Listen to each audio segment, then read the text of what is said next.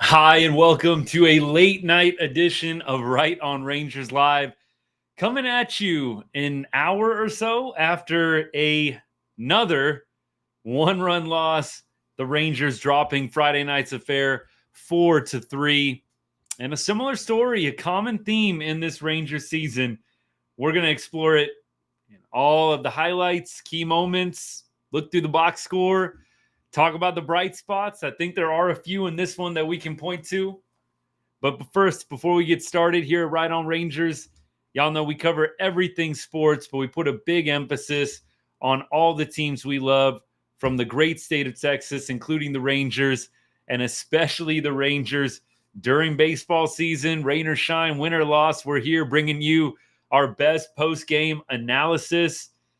And we are going to try and put as many positive spins on some of these losses as we can. It's difficult with how the Rangers have come out in this homestand. I really did feel good. Rangers coming back home, got a nice win, a very nice win in Boston. You would think just logically Rangers would come back home with a little bit of momentum, especially after the way they won that game on Wednesday. Wyatt Langford, 3-run homer. Jonah Heim, 2-run bomb in the top of the 10th. But every time I feel like the Rangers should carry some momentum into the next game, it's never there. It's never there. Anytime the Rangers win a big one, you would just love to think this is the game, right? I mean, look, the Rangers, where they're at right now in the season, we're not even talking, playoffs. This is the game where they become, the real defending World Series champs, and they're going to go on this crazy run. We're not even talking about that. We're just talking about, hey, could this lead to a nice little stretch of winning baseball games? And the answer, by and large, this year has been no. The big wins, the epic walk-offs and extra innings wins, they really don't seem to mean that much to this team when you are looking at their next slate of games. Rangers win a big one in Boston, and then they come back home and just continue to stink it up. A place that they've actually played really well. We've talked about this over and over on the show. The Rangers are a good team at home, have been a good team at home all season long. I think at this point, they're starting to drop some games late, and that record is starting to even out quite a bit closer to 500. But there was a time, I think the Rangers were something like 30-24, 6 games over 500 at home. That's taking a hit right now. We're going to get into everything here in just a little bit.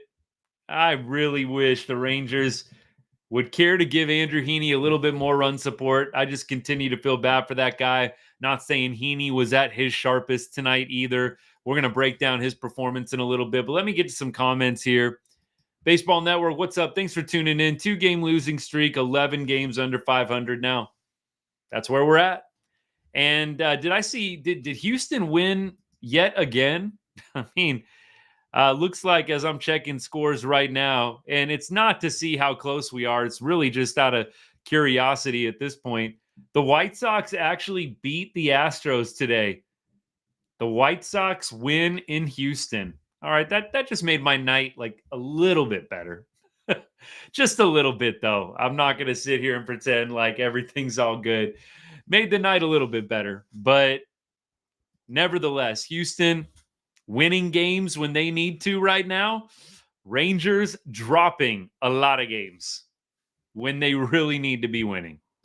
Tristan, thanks for tuning in. Win or lose, go Rangers. Couldn't have said it better. We're not going anywhere here right on Rangers. It'd be pretty easy. Look, after some of these losses, I've told y'all this. It's be so easy for me to just not get on. In fact, that's how I feel on the inside. And I'm not looking for any pats on the back, but it's easy to be a fan, a fair weather fan, that team's losing and you don't watch any games and you don't waste your time. But that's not what we're doing here. We are here through thick and thin, through wins or losses, bringing you the best coverage we can post game. So we'll keep taking your comments, throw some questions in there. Anything you want to talk about, get it in the chat and we'll get to it.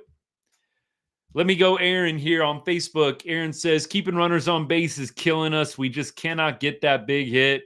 So frustrating. But Aaron points out the positive of the day, Astros lose against the worst team in baseball at home. Hey, the Rangers can't say that they did that. We swept the worst team in baseball at home. So it's the little things. Got to take solace somewhere in stretches of the season like this. But the big hit has eluded the Rangers. I've talked about that so much on the show. The Rangers just cannot get that big hit consistently. I mean, we say that they can't get the big hit. Clearly, Wyatt Langford, 2 outs, top of the ninth, Rangers down to their last out in Fenway, gets a huge hit. Jonah Heim comes up, top of the 10th on Wednesday, gets a huge hit. So they're capable, but the point has been the Rangers are too reliable on the big hit to score runs, first of all, and they don't get enough of them. They're not consistently getting the big hit. Not that you would expect a team to succeed more than fail when there's big hit opportunities there for you. Baseball is a game where you fail more than you succeed. A guy that fails 7 out of 10 times is a pretty good hitter in baseball. So we're not sitting here expecting the Rangers to just be mowing it down when they have every single big hit opportunity. It's just not going to happen. But it doesn't feel like it's even at a 3 for 10 clip when there's big hit moments. Feels like it's at about 1, maybe 1.5 if we're being generous. We're going to get to the bright spots. We're definitely going to talk those through, but I agree. And if you look at the runners left on base tonight, 7 runners left on base, 1 for 5 with runners in scoring position. Rangers get a sac fly from Wyatt Langford, a home run from Marcus Semien. Got another RBI from Langford as well. Little 2-out RBI. That was good to see. So look, Wyatt Langford, a bright spot tonight. I think there's a couple other guys. Elude, nice night, 2 for 4. Good to see Simi driving the ball out of the ballpark. Seager, Josh Smith going 0 for 6 collectively. That's not going to win you a lot of games when you're 2 and 3 are going 0 for. Doley 1 for 4. He keeps his little hitting streak going. Josh Young 1 for 4. Rangers had a lot of hits today. I mean, they had 8 hits, out hit the Twins. So the Rangers definitely were getting on base. Problem is, you're just not getting that big hit to knock them in when you really need it. Let me keep going here. Tristan feels good about tomorrow. Tomorrow will win. I'm glad you have some hope. Share that with some Rangers fans in Texas, across the country. Rangers fans need something to hope in right now, and these performances ain't it. These 1-run losses where the team puts up a couple of runs at the beginning of the game and doesn't care to score again, it's hard. I think you could live with the Rangers losing 8-7. It's a back and forth game. But these 4-3, 3-2 losses, stuff that the Rangers have been doing all season, 4-2, 3-1, all these 2 and 1 run losses, it just doesn't leave a great feeling. Again, if the Rangers were losing 7-6, 9-8, 9-7, I feel maybe even a little bit better. I know that would mean that the pitching wasn't doing well, but at the same time, I think the offense has just been so bad. You'd almost take a little bit of subpar pitching just to see a little bit more offense. That's how I feel right now. It's like the pitching has actually been really, really solid tonight. Heaney, 4 1/3, 4 earned runs, only 6 base runners allowed, 8 Ks tonight for Heaney. I really felt like he threw the ball well. It just came down to one mistake. Andrew Heaney, 4-13 on the year. You just feel bad for that guy. Andrew Heaney is 4-13. You just can't make this up. 4.20 ERA, you should be better than 4-13. That is, at best, you're 1 or 2 games under 500. At worst, I should say, you're 1 or 2 under 500 with a 4.20 ERA. And at best, like some of the guys on the Red Sox and some of these other guys on winning teams, they've got an ERA close to 5 with the winning record. And I know pitching record isn't everything, but 4-13 for Andrew Heaney. Bullpen was great tonight. Maybe some of y'all are talking about that in the comments a little bit, but bullpen was great tonight. Festa, dude, is just dealing right now. 2 2/3, no hits. He hadn't given up a run in his past 3 performances. And that looks like 5 1/3 innings. His last 5 1/3 has not given up a run or a hit or a walk in his last 5 1/3. So Matt Festa, 5 1/3 perfect innings in a row. How about that? You got to celebrate the little things. Matt Festa, 5 1/3 straight perfect innings. I'll take it. Bullpen was great tonight. Really was. Bullpen was phenomenal. Festa, Chafin came in, did walk one, but had a almost clean inning minus that one walk, struck out one. Garabito came in, gave us a solid frame in the top of the 9th inning. 2 Ks. Look, I mean, here's how I think about this, y'all. All these guys are pitching pretty much with a 1-run deficit. That is a game on the line, in my opinion. So I know it's easy to gloss over the bullpen because we lost and the bats sucked and we didn't get any runs when we really needed it. But when you consider that this bullpen pitched in a 1-run deficit and we got essentially 4 2/3 innings from the bullpen, shutout baseball, no hits, and 1 walk. So the bullpen pitched the final 4 2/3 and gave up 1 base runner. For me, I just don't think that's any small thing. It's pretty incredible considering we really didn't throw our best today. I know maybe you throw Chafin in there. I think Chafin definitely is a guy that we would use in high leverage moments. But Garabito, Festa, those guys aren't high leverage guys at this point. So I was very impressed with the bullpen. We have just ragged on the inability of the Texas bullpen to hold some of these 1 and 2 run deficits, when Robertson and Yates aren't coming on, because obviously we save those when we're in the lead or when we're tied. So we ragged on all season how the Rangers have got to find guys that can help keep us in the game. They did that tonight. The offense obviously didn't hold up their end of the bargain, but very, very impressive. Huge bright spot. And I hope that some of these guys out in the pen continue to pitch well. Could Festa pitch his way in to a bigger role next season? Perhaps. Chafin, obviously controllable for next year. I'm sure he's going to be around. Garabito, I'm sure, is a little bit of a question mark, but I got to say, Garabito, I think he has thrown more solid outings than not in his time up on the big league club. Yes, he's gotten hit around a little bit. I know in Boston and New York, he did get hit around. ERA on the year is 3.46, though. I think Garabito, in his 13 innings of work as a Ranger this season, has actually been pretty solid.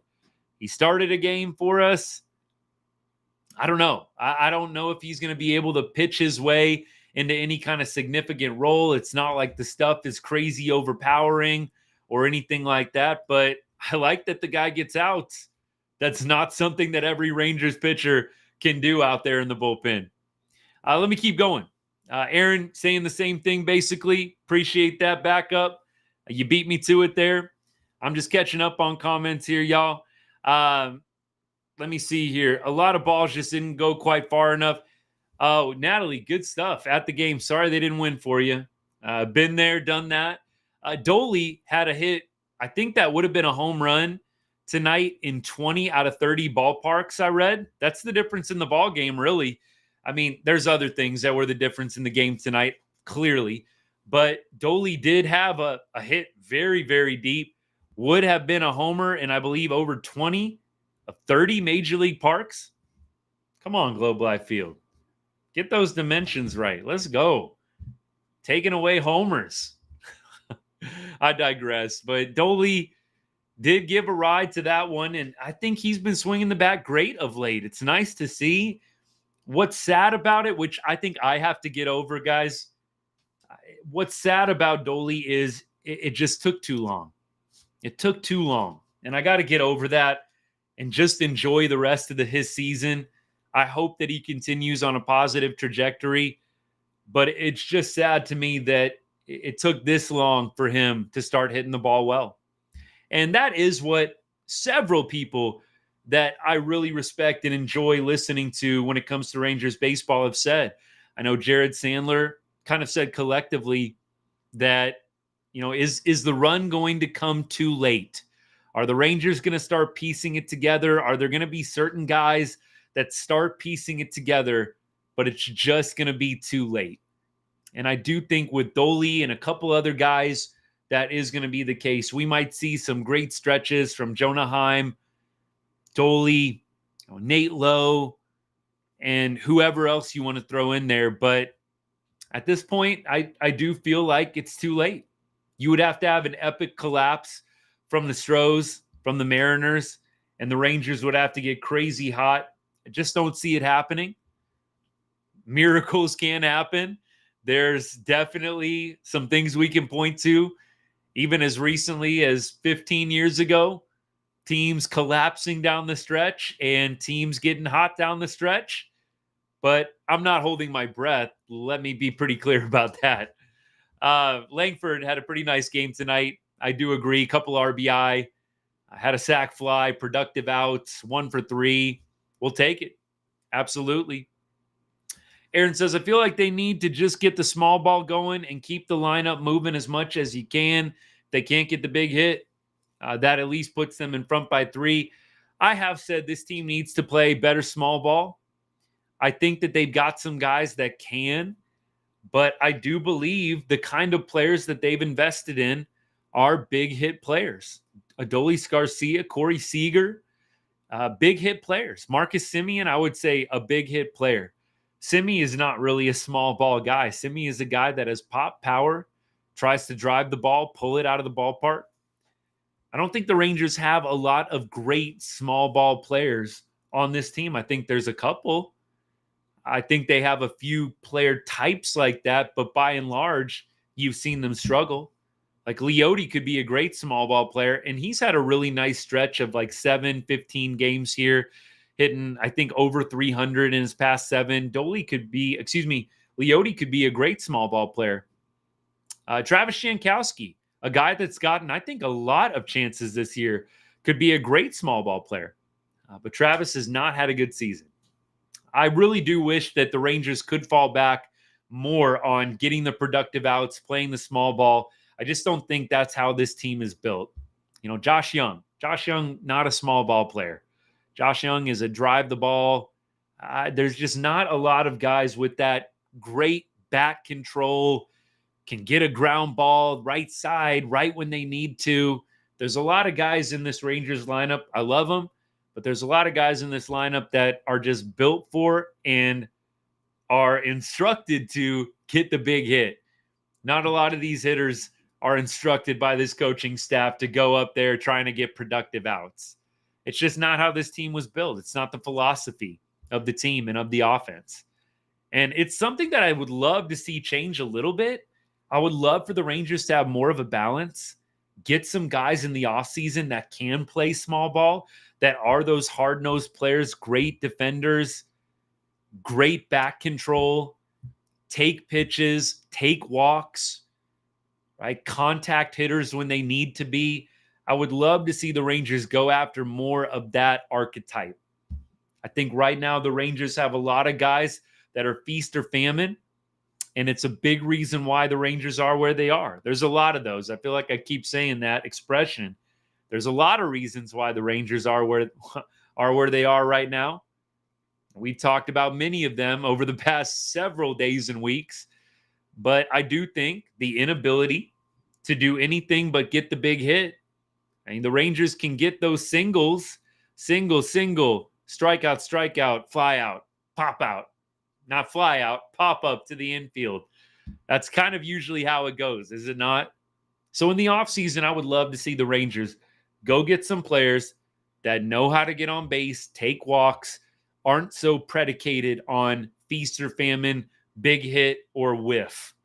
Let me keep going. Aaron, what's up, man? Thanks for tuning in. If you're still watching, appreciate you, my guy. Yeah, late night, busy Friday for me today. Was in my feelings a little bit after tonight's loss.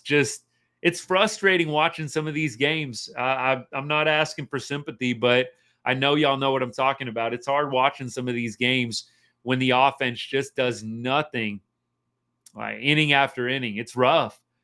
Trying to find the bright spots, feel like we're doing our best, but it's rough. But I appreciate y'all tuning in. Hey, that's what's up. You guys are the real ones tuning in even after the losses. I appreciate you guys very much. Aaron says I left after 6 innings, wasn't feeling the comeback tonight. Man, I don't know. 1-run game. I don't know if I would leave after 6 unless I had something better going on. So maybe that was the case for you, my friend. That'd be a tough one for me. I don't know if I'm leaving in a 1-run spot. That being said, I got to be honest with you. On TV, I was not feeling the comeback either. So you guys know, I'll be totally transparent and honest. I'll tell y'all when I wasn't feeling it and they proved me wrong. And I will tell y'all when I felt it from the very beginning that it was going to happen. So, you know what? I was sitting at home tonight and didn't feel like the Rangers were going to get that comeback win tonight either. It was just a gut feeling. They proved me wrong before, but unfortunately, they did not tonight. Let me see. No, I didn't, Aaron. I didn't get those. I didn't really check my messages tonight. Like I said, had a lot going on this evening, but if you can post them in the live, I'd appreciate it. I can try and check them out on the fly here. It might just take me a second, but if you can post them, my friend, I would greatly appreciate that.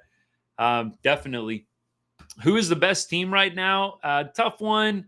I would probably at this point lean towards one of the teams in the AL East, Baltimore. Maybe a Yankees team. I don't know. Dodgers are always going to be there, especially getting Mookie back. I would probably say Baltimore or Dodgers right now. If you had to pin me down, Baltimore or Dodgers. That's what I would say. Let me keep going. Who's the best player, Judge or Ohtani? I'm going Judge or Ohtani. These aren't, deep cuts or anything too not terribly obvious. I mean, I think most people would agree. I think Judge, Ohtani, in terms of position players, Ohtani obviously a two-way guy, but recovering from Tommy John surgery, I think you got to go Judge Ohtani. Let me keep going here. Let me check out some box score stuff while we're going. And let me check TikTok out here. What's up to everybody watching, by the way? Appreciate all you guys. Let me see here if I got any good comments. World Series, White Sox, Rockies. And that's going to be like a pigs fly World Series for sure. Can't see either of those two teams getting back to the World Series anytime soon. All right. Let me keep going here on TikTok. Let me see what else we got here. Appreciate all y'all tuning in, by the way. Thank you so much. Not following the account, not subscribed to the channel, hit that follow or subscribe button. Stay up to date every time we go live, y'all. Appreciate you guys. Royals are going to win the Central. Royals are a good team. I think I've made it very clear. Bobby Witt, one of my favorite players. Absolutely. Bobby Witt, I would love to be a Texas Ranger. It feels right. It feels right. I'd love for them to make that move. It's not going to happen. But I would love for Bobby Witt to be on this Rangers team. Siegs can go play first base. That's the kind of player the Rangers need. I think Wyatt Langford might be in that vein one day. The speed, power, combo, just the intangibles. I'm not saying that Wyatt Langford is ever going to be as good as Bobby Witt. I hope he is. I think he's got a chance. But I would love to have Bobby Witt on the Rangers. Here's the stat that Aaron messaged me earlier that I didn't get to. Rangers have a 0.2 chance of making the playoffs. Hey, it's like I told y'all last week when it was 1.9. Yeah, so you're saying there's a chance. Dumb and Dumber classic line. That's what I will always say until that says 0.0. You're telling me there's a chance. Let's go. Hey, don't give up yet. That is still a chance, as minuscule as it is. That is still a chance. Hey, Astros go on a 10-game winning streak. We go on a 10-game losing streak. We go on a 10-game winning streak, and now we're in business. Super likely to happen too, right? Yeah, this Rangers team, really inspires a lot of confidence that double-digit win streak is right on the horizon. We love the Rangers, y'all. We're being hard on them tonight. We love the Rangers. Let's keep going. I really want to go through a few other key numbers here. So you look at the runners left in scoring position with 2 outs.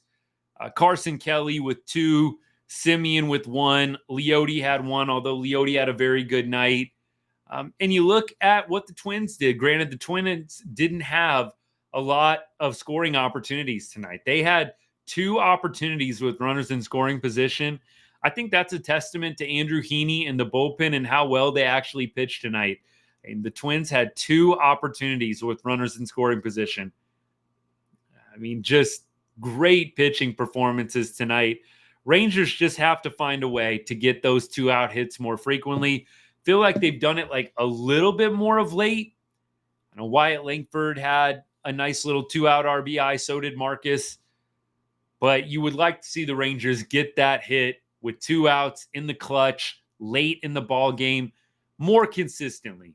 We're very, very clear that Wyatt Langford had a huge 2-out, 3-run homer on Wednesday. So I'm very, very aware of that. But over the course of the season, it hasn't been there consistently, which is a great segue to something else that hasn't been there consistently, which I've harped on over the past week. The ever elusive shutdown inning. Rangers go up 1-0. What do they do in the top of the third? Immediately give the lead back. And in the top of the third inning, you kind of look at the sequencing there for Andrew Heaney. Top of the third, leadoff home run, kind of immediate, kind of like scarily similar to what happened in the Bradford start. We go up 2-0. Very first guy comes up for Bradford in the top half, home run. Right? It was a solo shot, so it was still a 2-1 game. But eerily similar how Jeffers comes up in the top of the third right after the Rangers go up 1-0 and ties the game immediately. I mean, that to me, it was just so frustrating because y'all know when I was watching that top of the third, I'm thinking, can they get the shutdown? Can they throw up a 0 here and keep the momentum? And then literally, Jeffers comes up, 1-1 count, line drive home run. I mean, 107 off the bat, and you're just like, you got to be kidding me. The shutdown inning, guys, it's such a big recipe for success. Just watch tomorrow. Watch tomorrow with me. When the Rangers score tomorrow, and we are going to be confident in that the Rangers will score tomorrow, watch the next half inning carefully. See if the Rangers can get that shutdown inning with me. You know I'll be watching. And you know that I will be highly annoyed when a run is given up after the Rangers score in the very next top half. Gio, what's up, my guy? Thanks for tuning in. Go Rangers. Gio says it feels like the Rangers always give up runs after scoring. Yep, absolutely. You beat me to it. They are always giving up runs after scoring. I'm still being lazy, and I haven't done my deep dive. Aaron, I know you're a busy man. If you want to help me tag team that one, I would love it. What is the percentage on the amount of success that the Rangers have had getting the shutdown inning over the course of this Major League Baseball season? What's the percentage? Is it 50-50? Do the Rangers get scored on after they score more frequently than a shutdown? That's what it feels like right now. It's probably like over 50%, I'm sure. But it feels like it is a very low percentage that the Rangers get that shutdown inning. It feels very high percentage that they give up a run, maybe not the lead, but they give up a run immediately after scoring themselves. That's what it feels like. Aaron says, despite losing a few one-run games, Rangers are 16-13 in one-run games. Great stat. Truth serum. Because I feel like the Rangers have lost a lot of these close type games. So little truth serum here. Rangers actually 16-13 in one-run games. Now, Aaron did a deep dive, probably about a month ago, if I'm not mistaken. Rangers have lost a lot of games by close margins. a lot of games. So if it's not a 1-run game, the Rangers have lost games by 2 runs, by 3 and 4 runs.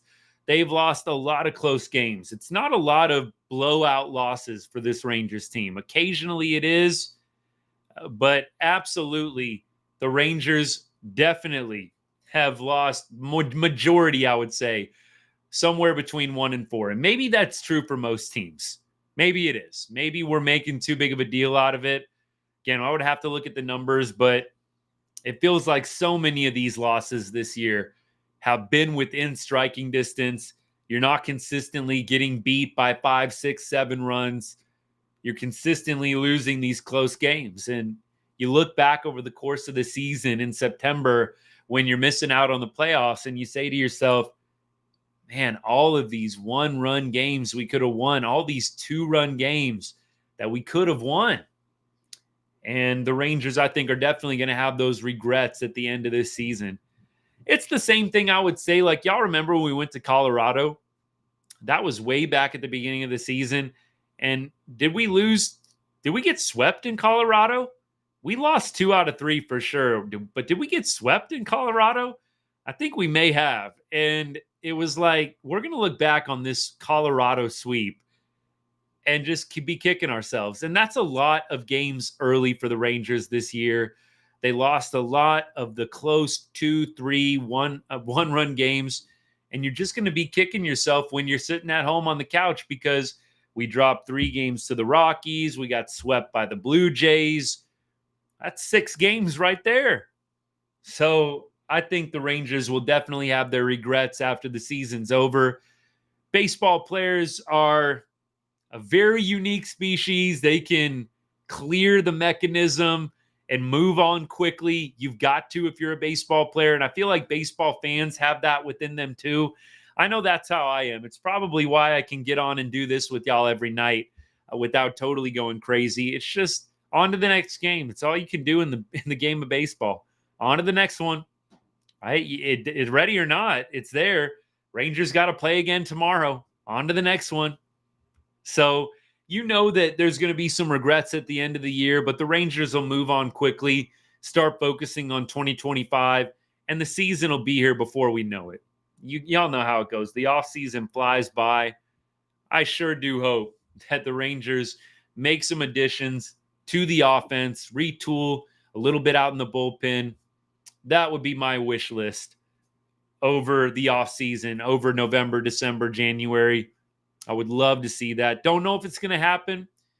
Don't know if the ownership is going to loosen the purse strings, but I would love for us to go reload the offense a little bit, go get some guys that know how to get on base, a little less reliant on the big hit, and then reload that bullpen, especially if you're not going to have Robertson or Yates back. I think that's a little bit of a question mark at this point. I think Robertson has expressed that he loves playing in Texas. Haven't heard much on Yates, but I think that the Rangers probably have a somewhat decent shot at retaining some of these guys, but I just don't know. And some of these guys are going to want to get paid. Like I said, with Andrew Heaney, unless he really wants to take a team-friendly deal, I think Andrew Heaney could probably go out and get a nice multi-year deal with somebody. I think somebody sees Andrew Heaney, and I think they say, this guy pitched really well this year. And you know what? Give him some more run support, and that record might be flipped. Andrew Heaney could be 13-4 this year, I think. And you consider how Heaney gutted out all of those starts early where the Rangers would put up like 0, 1, or 2 runs in like all of his first 10 starts. And I think you're really impressed even more with his ability to block everything out, knowing that I'm going out there and not going to get any run support, but still freaking dealing. I think some team is going to give him a few-year deal and probably pay him a decent annual average as well. I hope that we can keep Andrew, but I just don't know if it's in the cards with how this ownership has been a little unwilling to spend since the Bally deal kind of went through. Let me keep going. Okay, swept in Colorado. Unfortunately, I was right on that one. And no worries on the stats. If you got time tomorrow, my friend, great. Like I said, maybe I'll be able to get to it as well. We can compare notes, but appreciate you. Really appreciate you. Aaron, for any of y'all that have not been around or haven't watched the show, Aaron helps run a great group on Facebook and a bunch of other socials. They're on Instagram, TikTok, Texas Rangers fans only. Highly recommended. Great group of people talking Rangers baseball. They do a great job running the group. So, Aaron, appreciate you, my guy. Thank you. Let's go to a few others here. Will CY be re-signed? I saw kind of I forget who it was. I think it was Adam Morris. If you guys know Adam Morris, who writes about the Rangers. I'm blanking on what the name of his site is. So forgive me for that one. But Adam Morris threw out, like, basically, if the Rangers wouldn't have made the playoffs last year, which they were close, y'all, to not making the playoffs. It's just like a debatable point here. If the Rangers missed the playoffs last year, how hot would CY's seat be right now? If the Rangers had totally melted down, gotten swept in Seattle, and I believe last year, if they would have gotten swept in Seattle, Seattle would have actually gotten in over them. And the Rangers managed to win the second game of the series, I believe, on Friday night. And that's when they had the big champagne party and the Astros, did their little thing. Bregman in the locker room, they won the division, blah, blah, blah. You know how that all went. Yeah, that's all we need to say. You know how that one ended. But the Rangers, seriously, were a one game away from missing the playoffs, basically, last year. So would CYC be hot if the Rangers would have missed the playoffs last year and now missing the playoffs again this year? I'd probably say yeah. And it's kind of crazy how CY, the Rangers, they get into the playoffs by a narrow margin and they run it all the way to the World Series. And then obviously the next year, there's a lot less, I think, just Rangers Nation. We're great fans. I'm not saying we're not, but this isn't Boston. This isn't New York with the media, the pressure, right? It's not a boiling pot in Arlington, Texas with the pressure to win. Now, the diehards, myself, a lot of y'all that are always joining me, which I appreciate. We wanted the Rangers to do everything possible to defend their World Series title this year, and it didn't work out. But I think CY's seat would be quite hot if they had missed the playoffs back-to-back years. And if you go back to kind of the fact that he was already sort of in the front office, even when Daniels was still technically the guy, I do think there's something to be said about that. Now, they did win the World Series. They did make the playoffs. So I don't think the seat is hot. And I do think CY is worth re-signing, as I think Bochy is worth re-signing. Again, who are you going to go get? That's my thing. Like, I'm a big in life philosophy. Grass is not always greener. Whether you're thinking about switching to a new job, moving to a new city, whatever the case may be. And I'm not saying that the grass can't be greener at times, but it's not always greener. I've experienced that multiple times in my life in a variety of ways. And I would just say, when it comes to the Rangers, general manager and manager of the ball club, let's not have the grass is greener mentality. Do you really think we're going to get that much better of a manager than Bruce Bochy? For the people that don't like Bochy and want him gone, does anybody really think that? No. I mean, I don't know why you would. Bruce Bochy, top 5 manager of all time. And I think CY has done a nice job with the moves that he has made. There's been a few stinkers, just like every general manager. So that's another thing I don't get. You've got some people expecting CY to knock it out of the ballpark every time. It's not going to happen. You're going to have bad trades. You're going to have some bad ones in there. Even the best GMs in the game have had bad trades. So I really personally don't want to see the Rangers make any moves with either CY or Bruce Bochy. If those guys want to stay on and keep working for the Rangers, let them. It would have to get pretty bad for me to change my stance on that one. Press Play, what's up? Thanks for tuning in. I really couldn't disagree more. Andrew Heaney struck out 8 tonight, gave up 1 big hit. I wouldn't say he was all that hittable tonight. I mean, it definitely has been up and down at times this season, but Andrew Heaney's had a very solid season. Yeah, I mean, Andrew Heaney is going to get a big contract regardless. I think somebody's going to pay him. I do think he has actually had a solid season for what was expected of him. So Press Play, did anybody expect Andrew Heaney to have a 3.50 ERA? I mean, this year, no. Andrew Heaney was expected to probably be around 4.50. I mean, when you have a 4th or 5th starter, you're hoping that they're under 5. I mean, realistically, of course you don't want that, but you look at the stats around the league, the averages. If you can get a 4th or 5th starter with a sub 4.5 ERA, you're going to take that. And that is what Andrew Heaney has provided. 100%. You know, I did very much say that sometimes change can be good. Sometimes it can be a positive thing. Depends on the situation. But when I say that I'm not a big grass is greener guy, what I mean is I think long and hard before making a big change. And I would really be considering, if I'm a Rangers fan and I don't want Bruce Bochy to be the manager, I don't want CY to be the general manager, running the transactions of the team, who am I going to go get that's better? Who am I going to go out there and get that I actually have a realistic chance of getting that's better? So, in the framework of that discussion, I guess what I'm needing to see is what's the better alternative to CY or to Bruce Bochy. I don't think there's a good one, but if you got a good suggestion or a good alternative, put it in the chat and let's talk about it. But I can't think of anybody out there right now that I would want running this team more than Bruce Bochy or Chris Young. But that's just me. We can agree to disagree. Let me keep rolling here, y'all. We've got a lot of good stuff in the chat tonight. Appreciate you guys.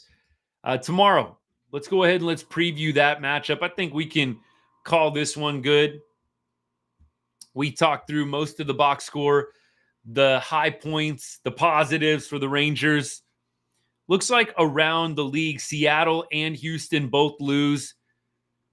The Angels, what did they do tonight? The Angels looks like beat the Braves. Man, the Braves are reeling. My goodness. I mean, it's still a winning record, but Braves just feel like are fading fast at the end of this season. But the Angels managed to beat the Braves tonight 3-2. So Oakland, don't see what they did. Might have to go back and check this one out. Not sure what Oakland did tonight, but I will say most of the top of the division taking an L. It's unfortunate the Rangers can't take advantage, but that's been what's been happening. The one day that the Astros and the Mariners lose, both of them, we can't get a win. And that's just how it's been all season. Mariners lose to the Pirates 5-3. Paul Skeens got the win. He actually had lost 2 straight, so Skeens gets back on track. 7-2 with a 2.30 ERA. Trying to go get him that Cy Young, isn't he? Paul Skeens, great talent, man. Would love to have him in a Rangers uniform. Maybe that could be a possible benefit of us not making the playoffs this year. Maybe we can get a nice draft pick. I mean, not a Paul Skeens type. I think those are kind of once in a generation sometimes, but I would love to find as many positives as we can for the Rangers and what they have not been able to do in the win column this year. Other than that, though, looks like the A's were just like off tonight. On a Friday night, that seems weird, but I can't find the A's score anywhere. And it is late, but I'm not seeing it. So I guess they were off on a Friday night. Go figure, but it's the A's, so maybe I shouldn't be surprised. They scheduled that random, weird doubleheader when we went out to Oakland, back in May? Y'all remember that? They're weird out there. I have no idea why they're taking a bye day on a Friday night, but hey, you do you. A's can just do them. But anyways, tomorrow, let's talk through the game. We've got, I think, a starter finally announced. Looks like Evo is going to be starting tomorrow. I did not expect that. He was not announced as of yesterday, but Evo going to be starting. I really wasn't counting on that. I really hope that they're not rushing him. I really hope they're not rushing him. I absolutely would love to see him finish the season strong, but I hope he's not coming back too quickly. Really, really hope that he is back to close to 100% and he's not going to be making anything worse. But glad that Evo is going to be around. Evo doesn't have a ton of numbers against the Twins. Jeffers is 1 for 2. Kepler is 3 for 10 with 2 bombs. So Kepler probably got to watch out for tomorrow. Margot, 2 for 7. Santana, 3 for 15. And then Vasquez, the catcher, 0 for 6. So nothing crazy. We've got on the other side another Festa. David Festa for the Twins is going to be pitching. And on the season, he's got a 5.20 ERA. He is in his rookie campaign here. Not sure. Is there a connection there, a relation to our Festa? I don't know. I'd have to look into that, I guess. Maybe Baseball Ref would say. But David Festa pitching for the Twins. Looks like the only guy with an AB against him is Carson Kelly. Kelly, 1 for 3 with a grand slam. There you go. So hopefully we get Kelly starting tomorrow, at least as a DH, maybe as a catcher. But I'd be throwing Kelly in the mix. 1 for 3 with the grand slam. We'll take that. So hopefully with our ace on the mound, Rangers can get back on track. That sure would be nice. I mean, come on. We got to take a split here. Give the fans something. Got to win some games for the fans. It's been rough at times being a Rangers fan this year. We got to finish this season strong. I hope that's what they're saying in the clubhouse. I know it's easier said than done. Baseball's a tough sport, but they got to win some games here at the end for the fans. Give them something to look forward to in 2025. Let me keep going here. We have a few comments that I missed out on. Aaron, this is an interesting one. I think I vacillate on my opinion of the Astros front office. On one hand, you're right. They are in the playoffs. Now, that being said, I don't know how many of the moves they've made are really like the Astros' current front office, their pat on the back. I think that the former front office made a lot of great moves. I know that they've got some turnover. There's some different faces in the Astros front office. I feel like the Astros have completely gutted their farm system. I don't think they really have much of a future in the farm right now. I mean, what they did have, they traded for Kikuchi, going for it this year. I don't look at the Astros as a World Series team right now, but I'm sure they'll be in the ALCS like usual. But I think the Astros are going to be window closed in a few years here. Altuve gets a little bit older. You've got some guys going to free agency. Maybe they'll pony up. Maybe they won't. So I have mixed feelings on the Astros front office. I think they've definitely sold out for the short term, and that's great. But are they going to need to do that full-on rebuild in 4 or 5 years' time? I think so. I really don't know who they have coming up in the farm that is going to really contribute for them. They don't have a lot of top 100s. I don't know if they have a lot of top 200s.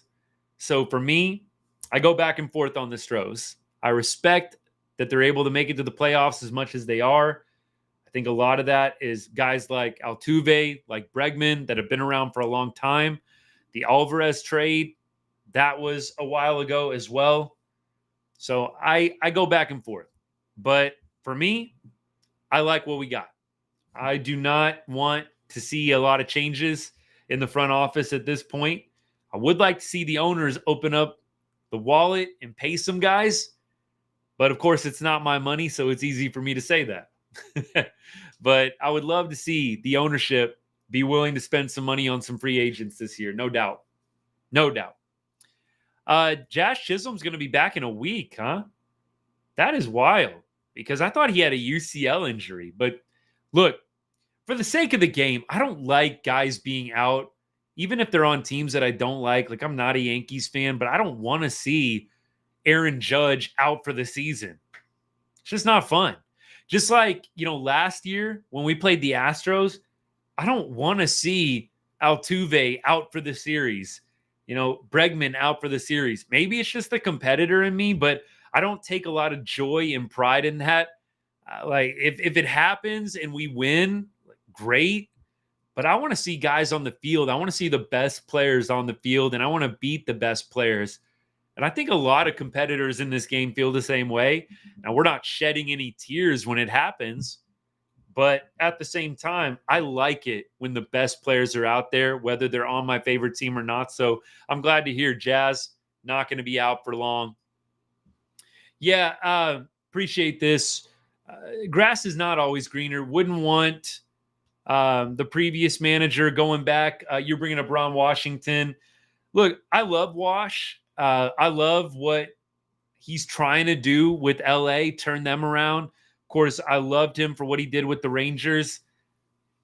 I mean, I think if you had to go back to a guy, I probably wouldn't mind a guy like him, but I wouldn't pick Wash over Bochy. That's just me. I wouldn't pick Wash over Bochy. Give me Bochy all day long. Bochy has won 4 rings. And the dude is legit. Yes, he appears to have somewhat of an issue getting back to the playoffs after winning a World Series. But you know what? If the Rangers, like the Giants in the 2010s, are winning another World Series in the odd-numbered years, we'll take it. We'll take it. Something about the even years, I guess, with Boch, but we will 100% take it. Whatever. I'm not going to trade Boch, though, for really anybody at this point. I know that he's had some interesting moves this year. I haven't loved all of them. I've called Boch out for his decisions that I have felt like are total head scratchers. What are you doing moments? But when you win a World Series and you've done it with the Giants and the Rangers and you've done it 4 times, I've got a lot of slack for guys like that. And I think most Rangers fans should too. Paul Skeens' next start will be against the Rangers. So hopefully that will be something that a lot of people turn out to see. Pack the house. That'll be fun. It's a treat. I got to watch Paul Skeens in St. Louis in June. It's a treat. It's fun looking at the radar gun, 99, 100 every dang time. And it just looks effortless. And then he comes back with a 76-mile-an-hour off-speed pitch. I mean, the dude is filthy. It was fun watching him in St. Louis. And if you get a chance to go on the night when he starts, you 100% should. If you're available free, you got the extra money to go to a game, do it. Paul Skeens is a treat to watch. I watched him pitch against the Redbirds. Pirates got a win late. Skeens took a no decision, but he had a perfect game through 5 innings, I want to say, against the Cardinals. On the game that I saw, he's a joy to watch pitch. If you just appreciate good pitching, go watch Paul Skeens on the night when he pitches against the Rangers. Hopefully, as Press Play is saying, though, and as Aaron has said, hopefully he's not going to be getting shut down. Hopefully he doesn't. I don't think he will. I think they'll make it to the Rangers series. That would be kind of weird if they just randomly shut him down right now in August. I could see a September shutdown. I don't know if they're going to do that. Aaron, is this Astros? Because last time I heard it was late, kind of like the late 20s, like 27th, 8th, 9th. It kind of depends on the website that you like for prospects and for farm system. But the Astros farm system is terrible. It's terrible. They have gutted the farm. And so I do feel like their window is probably 4 years at the max. Altuve getting older, Bregman getting a little bit older. Tucker free agency coming up. I'm sure they're going to try and re-sign him. Jordan contract going to be coming up within the next couple. Don't know how many guys the Astros are going to be able to keep or not. Depends on the ownership, what they're willing to pay. But if they can't get free agents to come, and if they can't re-sign some of the guys that are hitting free agency in the coming years, it could get ugly in Houston. And I know I'm biased as a Rangers fan, not really liking the Astros very much at all. But I do think when you look at the facts, which is 30th ranked farm system, aging stars. I know Kyle Tucker's still pretty young. Jordan still pretty young. But Bregman, Altuve, I would say aging. Don't know if the Rangers are going to be trailing the Astros for much longer, especially when you get into the late 2020s.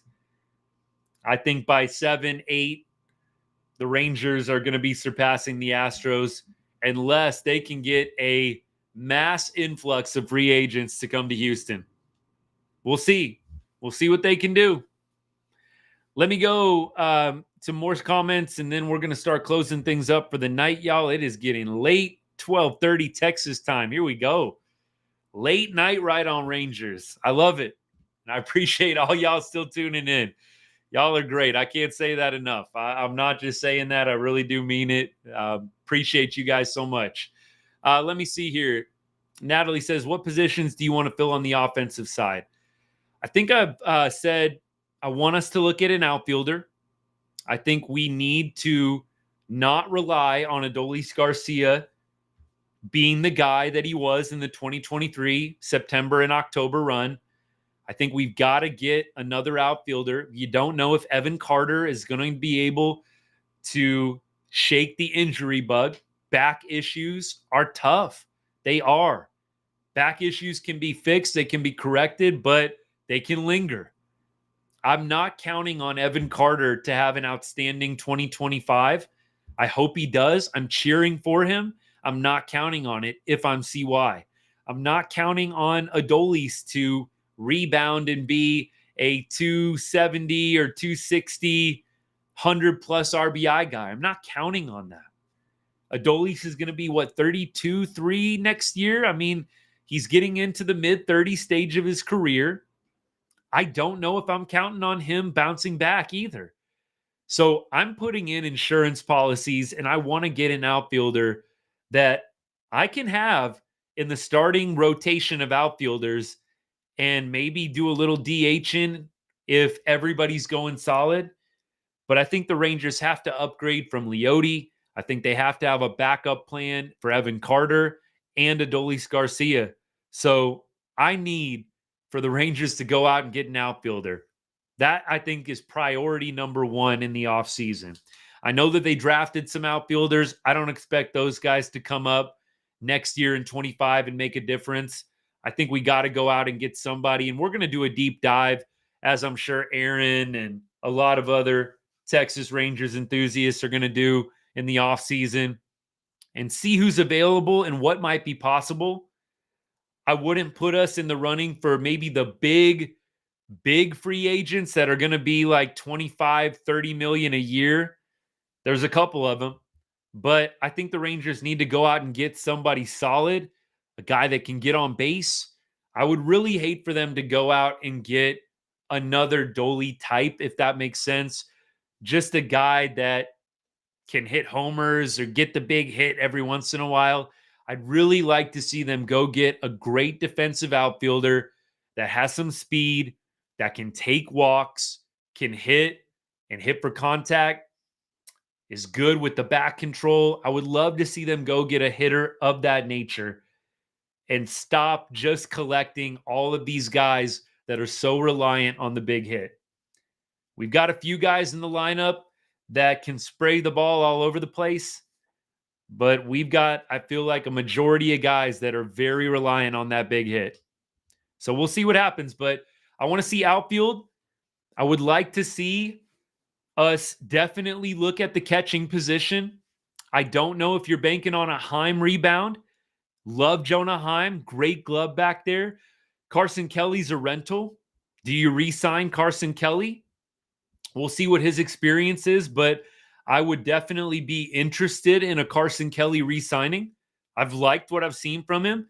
No, he's not blowing the doors off the place, but I would not mind at all seeing a Carson Kelly re-sign. If you can't get a Carson Kelly re-sign, I think you got to go out and get somebody that can hit at the catching position. You've got the defensive catcher in Heim. You've got that style on lock. Now you got to go and get the guy that can be more consistent offensively. I don't know who's going to be available next year for catchers. I'll do a deep dive on it. 100% will as the season comes closer to an end. But I'd like to see the catching position upgraded. And lastly, I would like to see them look at first base. The big signing would obviously be Pete Alonso.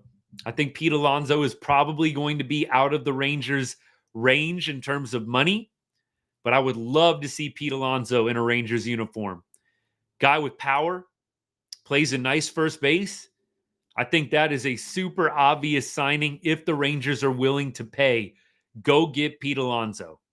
You can still use Nate Lowe. You can get rid of him if you want. But I like that at least you have the lefty-righty tandem. Maybe they're not going to want to carry Nate Lowe, and I would understand. It'd be sad to see Nate Lowe go. But I think there might be a way that you can keep him around, platoon him a little bit here and there, give Alonso a day at DH. Nate Lowe plays a Gold Glove first base. He can hit. He provides a lefty bat off the bench. I don't think you have to get rid of Nate Lowe, but I would love to see the Rangers go get Pete. I just don't know if they're going to be able to afford him, and I think there's going to be some teams that are going to be willing to shell out the big bucks for the polar bear, 100%. And I just don't know if the Rangers are going to be able to hang. Verdugo will definitely be available. Press play. Thanks for that. I think he could be a guy that we go out and get, maybe are interested in. Now, you look at Alex Verdugo's stat line right now.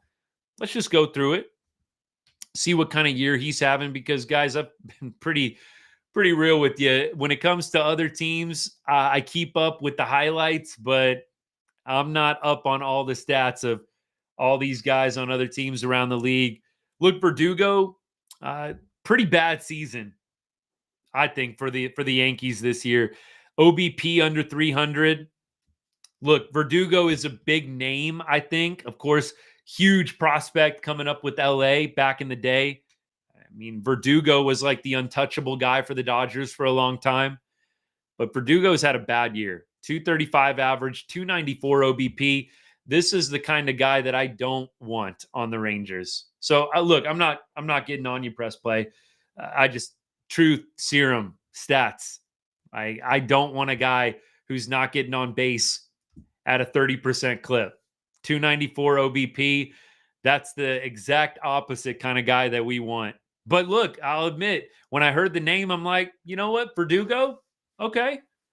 But as I look at the stats, he would have to have a pretty nice turnaround for me to feel better about him.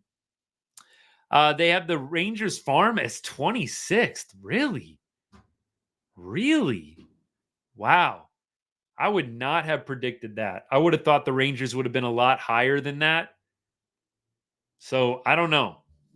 I think the Jack Leiter not really looking as good as the first round pick that he was projected to be, the highly touted, ace type. I think maybe that has caused the farm to take a hit. The Kumar Rocker injury. We talked about Brock Porter getting beat up a little bit in high A this year. Brock Porter's not having a great minor league season at this point. So I think when that draft happened, when we got Rocker and Leiter and Porter all within the first 4 rounds, I think that our farm system was looking really good. And I think that with those guys and the injuries, and with Leiter, the ups and downs, and then with Porter getting beat around a little bit, I think that the system has probably taken a little bit of hit in the eyes of some of the pundits. But I feel like we have a pretty good farm.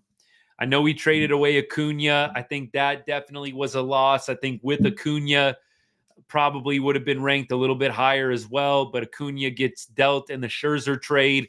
That's one of the CY bad deals. I think we can firmly say that now. The Scherzer trade was not great for what you gave up in Acuna.